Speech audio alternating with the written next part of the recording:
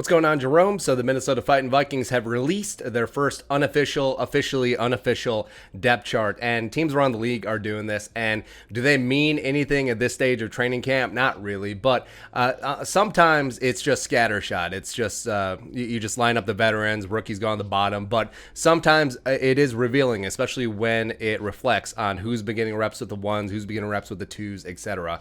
So there's a couple interesting things from the Vikings unofficial release. So let's hop into it.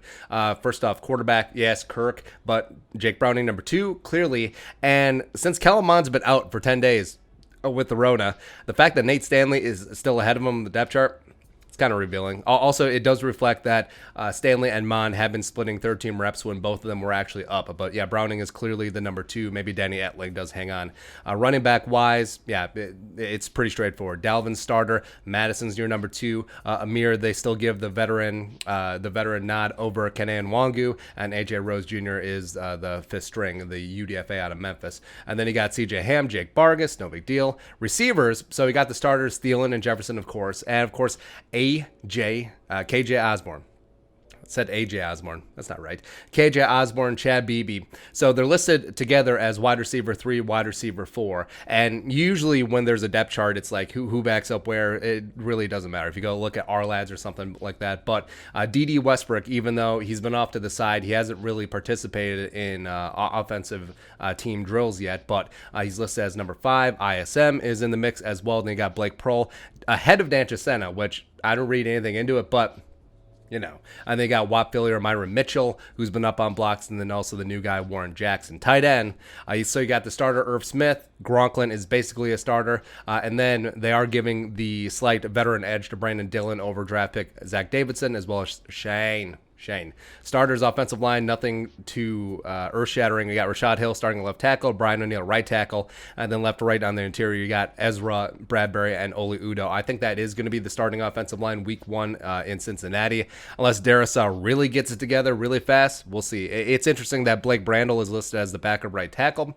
He'd been working backup left tackle, some center as well as right tackle as well. Emma Kazarzik is getting some work in, which is good to see.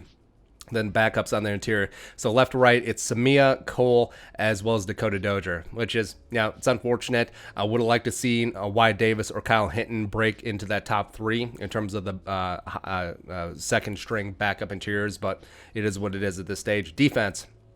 2 starting edge rushers, Daniil and Weatherly. Yeah, I think that was expected. But also, Daniil is listed as the left defensive end, Weatherly as the right, even though they've more or less flip-flopped in terms of Daniil getting that work on the blind side and Weatherly at his normal left defensive end spots. And then the backups. So you got Holmes, the veteran, as well as DJ Wanamaker, too, as the primary backups. You got Hercules listed as a defensive end as opposed to a defensive tackle, which is interesting.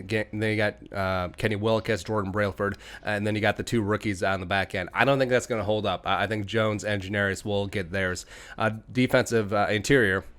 So you got Pierce at the nose, you got Diesel Dalvin at the 3 tech, then you got Armand for Watts and Sheldon Richardson, and then you got James Lynch, Zayday Johnson, Jordan Scott. Makes sense. Linebackers, so you got Bar Kendricks, of course, and then you got Nick Candlelight Vigil listed as your will linebacker. It's mainly on paper. It's a 2 linebacker system. But then your high-end backups, Blake Lynch here too. What up? Troy Dye as well. And yeah, this is just a spot where the rookies do have to earn their stripes. But I don't know, do we read anything that Tuff Borland is listed ahead of Chaz Surratt, even though they're listed at different positions? I don't know. Cornerback-wise, so again, this is just another case of the veterans getting the advantages. So Patrick Peterson and Bashard Breeland listed as the co-starters on the outside, and then Mac Alexander as the backup, but really the slot starting cornerback. But Breeland ahead of Cameron Dantzler, that doesn't really reflect of what's been going down. It's been mainly Dantzler and Peterson working with the ones, working sides. So yeah, I don't read anything into that at all. Harrison Hand, Chris Boyd is the second tier, and then you got Mabin, Smith, Perry, and Amari Henderson as well. And then, safeties, pretty straightforward. Harrison, Xavier Woods, but also Miles Dorn. Miles Dorn getting the nod ahead of Josh Metellus. What is up? Josh Metellus and Luther Kirk have actually had themselves a really good camp. Cameron Bynum, the rookie coming in from Cal. So that's noteworthy as a right meow. And then starter, Greg Joseph, DePaulo over Bernard, over Patterson, even though Patterson had himself a really good day today. But yeah, that's it. But like I said, I mean, this is generally not even worth the digital paper that's written on at this stage. But a couple of them that made you go, And a couple other like, yeah, whatever. But your thoughts on our thoughts. The Vikings' first unofficial depth chart unofficially dropped today. Let us know your thoughts in the comment section below. Subscribe for daily Vikings takes. Want to support that work, post on the Venmo. But until next time, Skull, production value.